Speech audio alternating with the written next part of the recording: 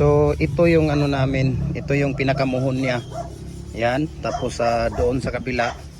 So dito, mula dito hanggang doon sa isang muhon na yon ay nasa ano lang siya, almost 7 meters. Tapos dito hanggang doon, ayan, nakita mo yung poste doon, yan yung poste na yan. Yan, yung poste na yan, yan. Ay nasa 15 meters po siya. No, nasa 15 meters po yan. So ito po siya hanggang dito. So hanggang dito siya. Maganda to dahil mataas. Mataas ang ano niya sa highway. Ayan. So dito ako. Pag nandito naman ako, ayan. Dito ako hanggang doon sa yung muhon na yon, yan oh. Yung poste na yan, yan ang muhon eh. Concrete post ang nilagay para hindi mawawala. Yan. 15 meters din yan siya dyan. So ang highway dito ay ito. Ayan, yan yung harap na yan. Yan. Yan yung harap na yan dyan. Yan ang highway niya. Yan ang pinaka-highway niya.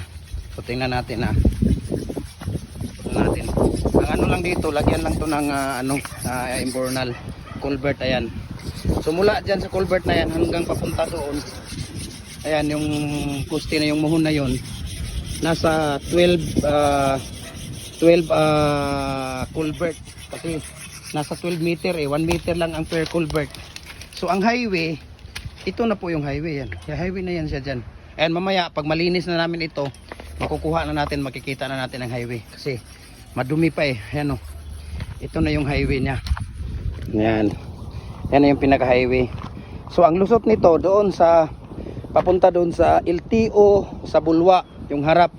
Ito naman, ang lusot nito papunta doon sa Kanituan or papunta doon sa, pag natapos na yung daan, papunta doon sa Sayas, yung landfill.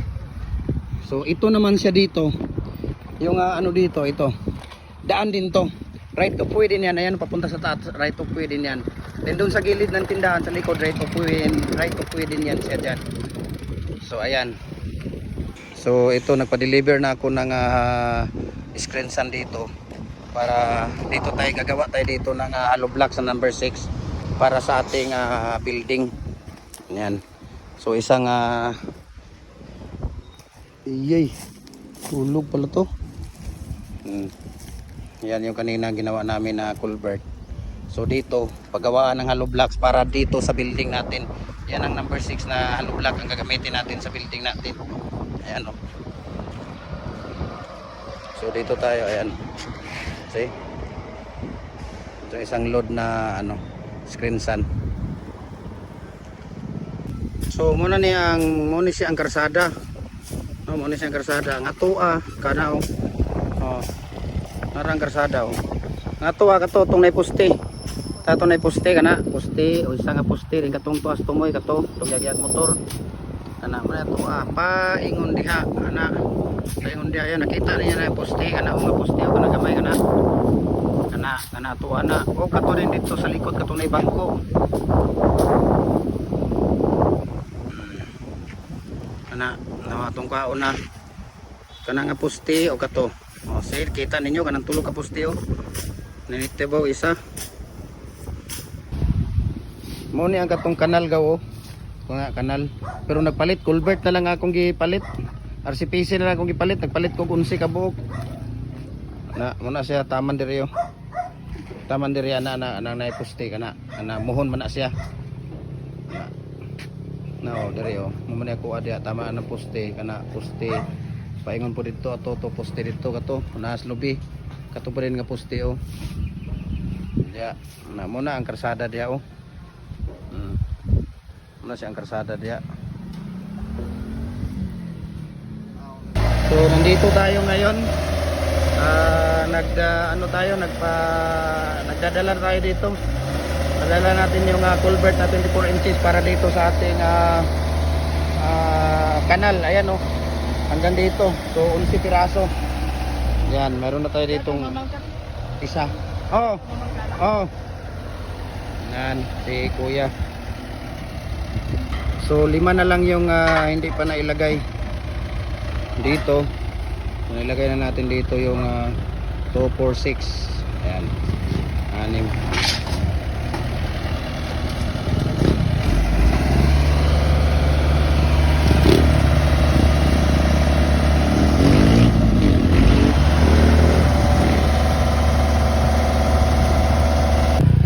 deliver tayo dito. Ito yung ating commercial area natin. So sana i-guide tayo ni Papa Jesus para maabot natin ang ating mga pangarap. Ayan. So hanggang dito, yan yung may mga poste. Papunta doon, yung may mga poste doon.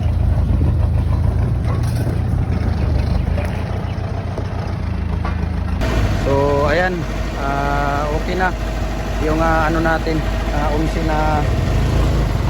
unsi natin na culvert. Ngayon, okay. So ito, di mula dyan hanggang doon, yung may poste doon sa dulo, yun ang paglalagay natin. So maraming salamat, no? Maraming salamat, God bless po. So nandito tayo ngayon. Nagdadala tayo dito. Nadala natin yung culvert na 24 inches para dito sa ating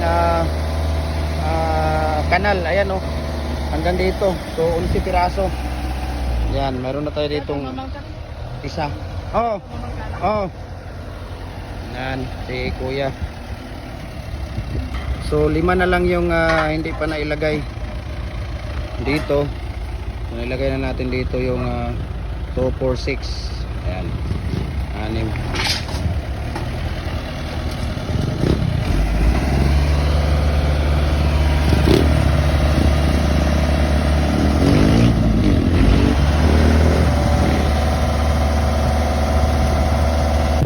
So deliver tayo dito. Ito yung ating commercial area natin.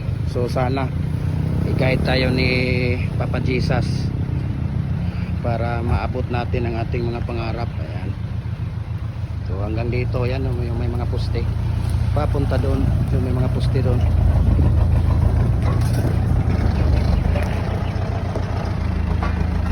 So ayan, okay na yung unsi natin na culvert. Yun. Okay. So ito, di mula dyan hanggang doon, yung may poste doon sa dulo, yun ang paglalagay natin. So maraming salamat, no? Maraming salamat, God bless po. Ayan, so tapos na natin na linisan at na yung kanal natin. So bukas ng umaga, ready for na po ito. Ready for tawag dito. Ihulog na natin yung tawag dito, yung culvert natin. Ayan, oh. So iwan ko, sobra daw ng dalawa ito. So, tingnan natin bukas at mahulog na natin bukas ito. At maggawa tayo dito ng hollow block. Ayan, oh. Diyan tayo gagawa ng hollow block at saka bricks muna. Dahil dito i-underground natin ito para kwarto-kwarto. Tapos ang flooring yung diyan, oh, yung ng puno ng niyog. Ayan. God bless po. Ang hirap pala maglagay ng culvert. Ayan, naglagay na kami. 3 na yung nahulog namin, oh. Ayan. See? So 3 na yung nahulog namin. Diba, wala pa. Tingnan natin kung ilang to. So ito ang manumano namin na paghulog ng culvert ng RCPC, 24 inches. Ayan, so malapit na lang, no? Malapit na, dalawa na lang ang 3 na lang ang hindi namin nailagay. Yan. So dito, okay na dito. Ayan, oh. Nakikita niyo yan dyan. So okay na. Hindi man siya straight dahil nauna yung DPWH dito naglagay dito. Kaya ang sa amin, ayan, oh, baliko. Yan. Baliko yung amin, eh. Ayan, oh. Yung daan natin. Yan ang master highway. Ayan. So ang atin mula dyan, yung na yan, yung poste na yan, hanggang dito, hanggang dyan, hanggang poste. Ayun, oh, kung nakikita nyo yung poste na yun, ayun, oh, yung sa likod, yun yung atin doon. Tapos hanggang doon yung poste na yun, yun, oh, poste na yan. So, ayan, tapos na tayo. Pero mukhang okay din siya, di ba? Parang bulati lang siya na ano, na naapakan, na medyo ano lang siya, pero okay siya. Ayan, oh, tapos na, oh. Ayan. So, problema namin dito ito dahil may awang dito na ano, kasi di na namin maano yan dahil mga lalaking mga bato. So,